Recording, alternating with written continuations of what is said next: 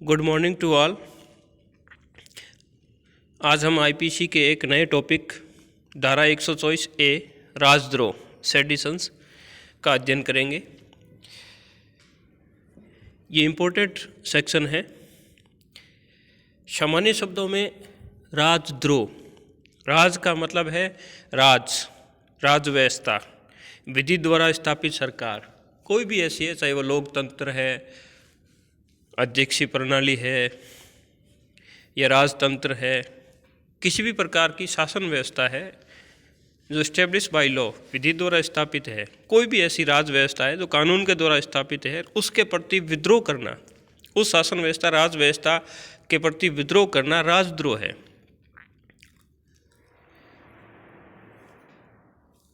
ये धारा 124 ए मूल आईपीसी में नहीं थी, लेकिन 1870 को सर स्टीफेन के द्वारा एक बिल लाया गया, सुझाव दिया गया संशोधन के द्वारा, और फिर इसे आईपीसी में प्रतिस्थापित किया गया। क्योंकि उस समय 1857 की जो क्रांति हुई, उसके पश्चात अंग्रेज़ों के विरुद्ध भारतीयों के द्वारा जो अंग्रेजी शासन हुकूमत के खिलाफ विद्रोह किया जाता था, उसे दबाने के लिए 1870 में अपराध विधि संशोधन बिल लाया गया स्टीफेन के द्वारा, और फिर ब्रिटिश पार्लियामेंट ने इसे संशोधन करके धारा 124 ए जोड़ी गई, राजद्रोह के अपराध बनाया गया। और वर्तमान में भी इसे संशोधन करने की आवश्यकता महसूस की गई है, जिस पर विचार चल रहा है। अब हम देखते हैं कि राजद्रोह क्या है, 124 ए क्या है। वो ये कहता है कि जो कोई व्यक्ति बोले गए, लिखे गए शब्दों के द्वारा या संकेतों के द्वारा या दृश्य निरूपण के द्वारा या अन्यथा, अर्थात कोई भी व्यक्ति एनी पर्सन क्या करता है, या तो बोल करके यानी स्पोकन और रिटन, या तो लिख करके, या कोई गेस्चर हाव भाव है, या कोई डायरेक्शन, कोई संकेत दे रहा है, रिप्रेजेंटेशन दृश्य निरूपण के द्वारा, या अदरवाइज अन्यथा किसी तरीके से। तो कोई भी व्यक्ति राजद्रोह के लिए क्या करेगा, तो वो तो बोल करके कोई ऐसा भड़काऊ भाषण देगा, या फिर लिख करके किसी पेपर, पैम्पलेट, पत्र पत्रिका के माध्यम से, या कोई संकेत देगा, या अपने हाव भाव यानी गेस्चर होंगे कुछ, या किसी अन्य प्रकार से। अब वो क्या करता है, पहला पॉइंट कब होगा कि भारत में विधि द्वारा स्थापित सरकार के प्रति घृणा, अवमान पैदा करेगा या पैदा करने का प्रयत्न करेगा। तो ऐसा व्यक्ति बोल करके, लिख करके, संकेतों के द्वारा, दृश्य निरूपण के द्वारा या अन्यथा किसी साधन से भारत में ऐसी सरकार है जो इस्टेब्लिश बाय लॉ, विधि के द्वारा स्थापित है, या किसी कॉन्स्टिट्यूशन संविधान के द्वारा ऐसी सरकार की स्थापना की गई है, उसके विरुद्ध वो क्या करता है, घृणा या अवमान पैदा करेगा, उसका प्रयत्न करेगा, उद्दीप्त करेगा। यानी ऐसी सरकार जो कानून के द्वारा यानी संविधान के द्वारा स्थापित भारत में सरकार है, उसके विरुद्ध घृणा या अवमान के लिए उसे किसी व्यक्ति को उकसाएगा, प्रयत्न करेगा, तो वो क्या होगा, राजद्रोह होगा। अर्थात पहला ये कहता है कि कोई गवर्नमेंट है इस्टेब्लिश बाय लॉ या establish by constitution of India, उसके विरुद्ध वो क्या करता है, to bring into hatred and contempt, यानी उस सरकार के विरुद्ध घृणा, कोई भी किसी भी प्रकार के हेट या कंटेम्प्ट, उसके अवमान करना, उसके मान को गिराने के लिए कोई कार्य करता है, चाहे वो बोल करके, लिख करके, संकेतों के द्वारा, दृश्य निरूपण के द्वारा ना, रिप्रेजेंटेशन, गेस्चर, रिटन, स्पोकन, किसी भी माध्यम से करता है, तो वो क्या होगा, राजद्रोह होगा। दूसरा इसका पॉइंट आता है कि वो भारत में विधि द्वारा स्थापित जो सरकार है, उसके प्रति अप्रीति उद्दीप्त करेगा या उद्दीप्त करने का प्रयत्न करेगा। तो गवर्नमेंट है जो संविधान या किसी विधि के द्वारा स्थापित है, उसके विरुद्ध अप्रीति, प्रीत का मतलब होता है लगाव, देशभक्त, देश की शासन व्यवस्था के प्रति लगाव, उसके विरुद्ध कोई कार्य करता है तो अप्रीति, डिसअफेक्शन, डिसअफेक्शन का मतलब अप्रीति, अफेक्शन का मतलब लगाव होता है, डिसअफेक्शन सरकार के विरुद्ध कुछ बोल करके, लिख करके, शब्दों के द्वारा कुछ ऐसे कुछ वाक्य किए जाते हैं जिससे अप्रीति की भावना उत्पन्न होती है, लोगों को प्रयत्न करेगा, उद्दीप्त करने का कोई प्रयत्न करेगा, तो वो राजद्रोह होगा। और ऐसा जो राजद्रोह का अपराध करता है उसे कारावास यानी 3 वर्ष तक का कारावास किसी भी भांति का और या जुर्माना या दोनों से दंडित किया जाएगा। तो जो धारा 124A सेडिशन का अपराध करेगा तो उस पर 3 वर्ष तक का कारावास या जुर्माना या दोनों से दंडित किया जाएगा। तो सामान्य शब्दों में राजद्रोह का मतलब क्या हुआ कि विधि द्वारा स्थापित सरकार के प्रति मौखिक लिखित संकेतों के द्वारा दृश्य निरूपण या अन्यथा घृणा अवमान या अप्रीति उद्दीप्त करने का प्रयत्न करना राजद्रोह है। अब इसमें कुछ स्पष्टीकरण दिए गए हैं। जैसे स्पष्टीकरण फर्स्ट, एक्सप्लेनेशन फर्स्ट ये कहता है कि अप्रीति पद के अंतर्गत सभी प्रकार की अभक्ति और शत्रुता की भावनाएं आती हैं। यानी डिसअफेक्शन जो वर्ड है उसमें इंक्लूड डिसलॉयल्टी यानी और ऑल फीलिंग ऑफ एनिमिटी यानी सभी प्रकार की शत्रुता की भावनाएं। डिसअफेक्शन में क्या होगा, शत्रुता की भावना होती है, देश में सरकार के प्रति जो शत्रुता की भावना होती है, या अभक्ति अपने देशभक्ति होती है उसके विरुद्ध कोई भावनाएं होती है, वो सब किस में आती हैं, डिसअफेक्शन में आती हैं, अप्रीति में आती हैं। पहला स्पष्टीकरण ये क्लियर करता है कि डिसअफेक्शन अप्रीति में कौन कौन सी भावनाएं आती हैं।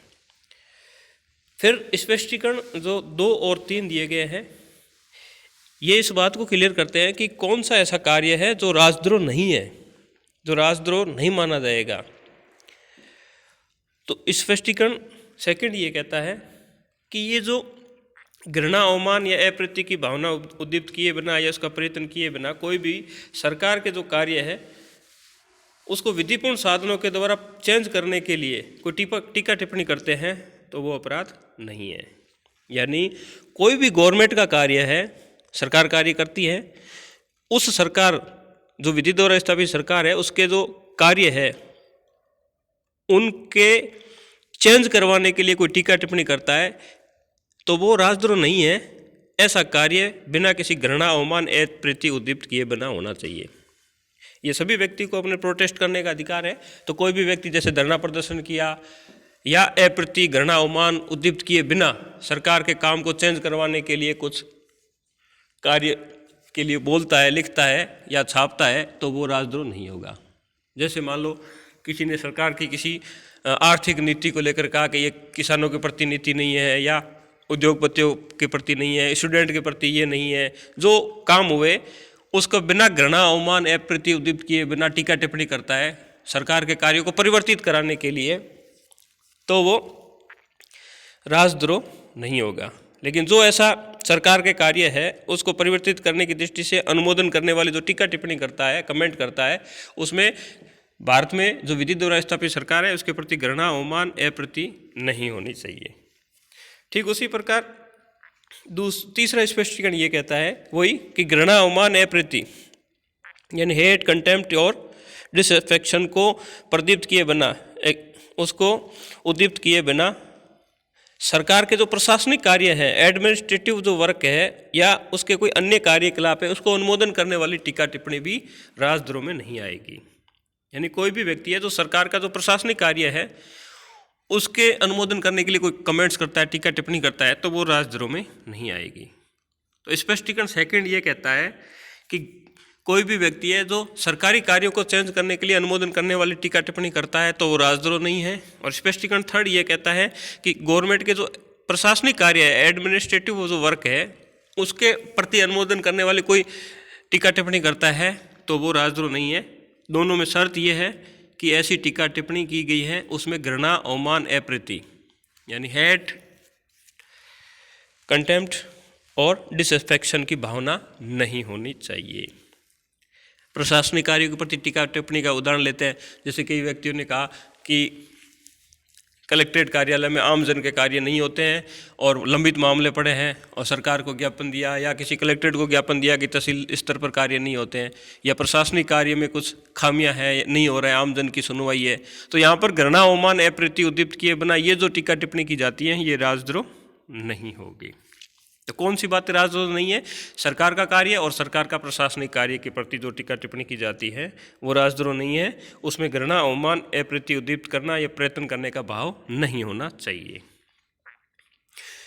तो राजद्रोह का मतलब विधि द्वारा स्थापित सरकार के प्रति मौखिक, लिखित संकेतों के द्वारा, दृश्य निरूपण, अन्यथा किसी साधन के द्वारा घृणा, अवमान, अप्रीति उद्दीपित करना, उद्दीपित करने का प्रयत्न करना राजद्रोह है। और इसमें अप्रीति में या डिसअफेक्शन में क्या शामिल है? स्पष्टीकरण फर्स्ट बताता है और स्पष्टीकरण 2 और 3 कहता है कि सरकार का कार्य और उसके प्रशासनिक कार्यों को परिवर्तित करने के लिए अनुमोदन करने वाली टीका टिप्पणी राजद्रोह नहीं है, यदि उसमें घृणा, अवमान, अप्रीति की भावना नहीं है तो। अब हम देखते हैं कि ये जो राजद्रोह का जो अपराध है कब जोड़ा गया, कब कब इसमें संशोधन किया गया। तो मैंने पहले बताया था आपको, सर स्टीफेंस ने सुझाव दिया था, अमेंडमेंट बिल लाया गया था 1870 में संशोधन से, और भारतीय दंड संहिता में से प्रतिस्थापित किया गया था भारतीयों के विरुद्ध, जो अंग्रेजों के विरुद्ध आंदोलन होते थे उनसे सजा देने के लिए। उसके बाद में क्रिमिनल लॉ अमेंडमेंट एक्ट 1898 1898, 1948 और 1950, 1948 और 1950 में इसमें अमेंडमेंट किए गए और संशोधन किए गए। विधि अनुकूलन आदेश 1937 में आया था, जिसमें कई विधियों को उसमें अमेंडमेंट किया गया था। 1937 में उसमें भी अमेंडमेंट किया गया था, और एट प्रेजेंट में भी इसमें संशोधन करने की मांग चल रही है, जो सरकार अपने पार्लियामेंट अपने स्तर पर डिसीजन लेगी। केस देखते हैं अपन कि जैसे क्वीन वर्सेस बाल गंगाधर तिलक, इसमें क्लीन लिखा है, ये टाइपिंग मिस्टेक है। क्वीन यानी महारानी, जो ब्रिटेन की महारानी थी। क्वीन वर्सेस बाल गंगाधर तिलक, लोकमान्य बाल गंगाधर तिलक ने स्वराज्य पत्रिका निकाली थी और उन्होंने कहा था कि स्वराज्य मेरा जन्मसिद्ध अधिकार है, और उस पत्रिका को क्या किया था? वितरित किया था। तो बाल गंगाधर तिलक पर धारा 124A के तहत अंग्रेजी हुकूमत ने राजद्रोह का मामला चलाया था। क्यों? क्योंकि उन्होंने लिख करके और विधि द्वारा जो स्थापित सरकार थी, अंग्रेजी सरकार थी, उसके प्रति अप्रीति की भावना उद्दीपित की है, तो इसीलिए राजद्रोह का उनके विरुद्ध केस चलाया गया था। द क्वीन वर्सेस बाल गंगाधर तिलक। अब ये क्वेश्चन उत्पन्न होता है कि धारा 124A कॉन्स्टिट्यूशनल है या नहीं है, क्योंकि संविधान में article 19(1)A freedom of speech and expression, वाक एवं अभिव्यक्ति की स्वतंत्रता दी गई है।